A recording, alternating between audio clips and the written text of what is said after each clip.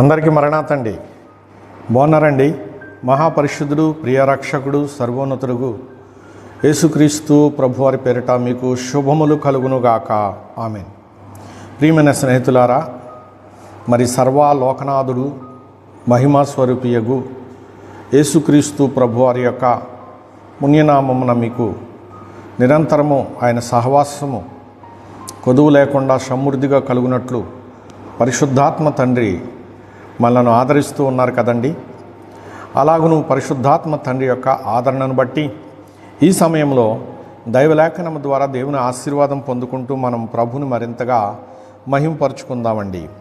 ప్రియమైన స్నేహితులారా, అపోస్తుల కార్యములలో మరి 2వ అధ్యాయము 28వ వచనమును మనము చూసినట్లయితే, నాకు జీవమార్గములు తెలిపితివి, నీ దర్శనం అనుగ్రహించి నన్ను ఉల్లాసముతో నింపెదవు అని పరిశుద్ధుడు దేవుడు అపోస్తలుడైన పౌలు గారి ద్వారా ఇక్కడ మనకు లేఖనములో తెలియపరిచి ఉన్నారు.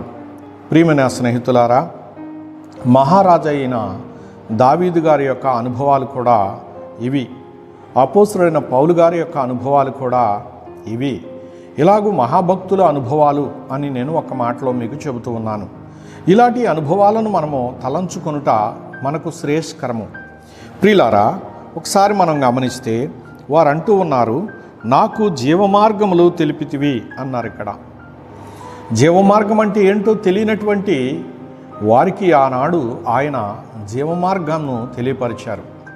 ప్రభువైన యేసుక్రీస్తుని గురించి తెలియజేశారు అని ఒక మాటలో నేను చెబుతూ ఉన్నాను.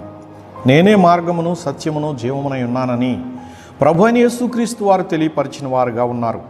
ప్రియ స్నేహితులారా, మరి ఆ కాలమందు ఉన్నటువంటి మరి ఆ భక్తులకు సర్వాధికారి అయినటువంటి దేవుడు ఈ రీతిగా మరి పరిశుద్ధాత్మ తండ్రి ద్వారా ప్రేరేపించబడి ఈ రీతిగా వారిని బలపరిచినట్లుగా కనబడుతూ ఉన్నది.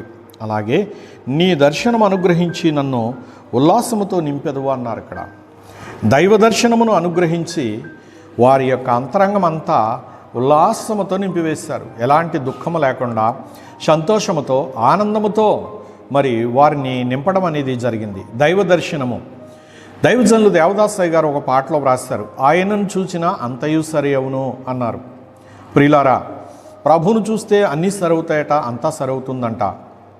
గనుక ఈ భక్తుల హృదయంలో నిబ్బరముగా ఉండడానికి కారణం ఏమిటి అంటే ఆయన దర్శనము వారికి అనుగ్రహించబడటయే మరి కారణము. ప్రియమైన స్నేహితులారా, ఈ కడవరి కాలములో మనము కూడా ఆయన దర్శనాన్ని చూడవచ్చు. మరి దర్శనము చూడాలి అంటే మరి దేవుని యొక్క మహాకృపను బట్టి ఆయన సన్నిధిలో కనిపెట్టాలి అంటే కన్ను పెట్టి చూచుట, అంటే మనోనేత్రాన్ని తెరచి చూచుట. మనోనేత్రాన్ని తెరవాలి అంటే శరీర నేత్రాలు మూయాలి. శరీర నేత్రాలను మూచి మనోనేత్రాన్ని తెరచి ఆయన తలంపుతో మనము ఆయన పిలిచిన ఎడల ఆయన దర్శనమిచ్చేవారుగా ఉన్నారు. ప్రియులారా, అప్పుడు మన మనస్సుకు ఎంతో ఉల్లాసము కలుగుతుంది, ఆనందభరితులుగా ఉంటాం. మనము ఎన్ని శ్రమలున్నా, ఎంత జబ్బున్నా ముఖములో ఆనందభరితమైనటువంటి స్థితి మనము అందుకుంటూ ఉంటాము. మరి అన్ని శ్రమలను దానములుగా దేవుడు మార్చివేస్తారు. ఎన్ని సమస్యలున్నా సమస్యలన్నింటినీ నీకు సాధనాలుగా మలిచేస్తారు. ఆయనకు అసాధ్యమైనది ఏదీ లేదు. ప్రియమైనటువంటి స్నేహితుడా, అందుకే సర్వోన్నతుడైన ప్రభు సెలవిస్తున్నట్లు ఈ జీవమార్గమును మనము తెలుసుకొని ఈ మార్గములో మన జీవితాన్ని మరి కొనసాగించిన ఎడల మనము ఎంతో ధన్యులముగా మరి ముందుకు సాగిపోగలము. ప్రియమైన స్నేహితులారా, మహారాజైన దావీదు గారి జీవితాన్ని చూడండి, అంతా పోరాటాలే.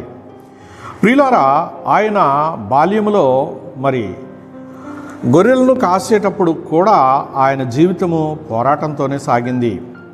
ఆ పోరాటంలో దేవుని ఆత్మ ఆయనకు సహాయకారిగా ఉన్నారు.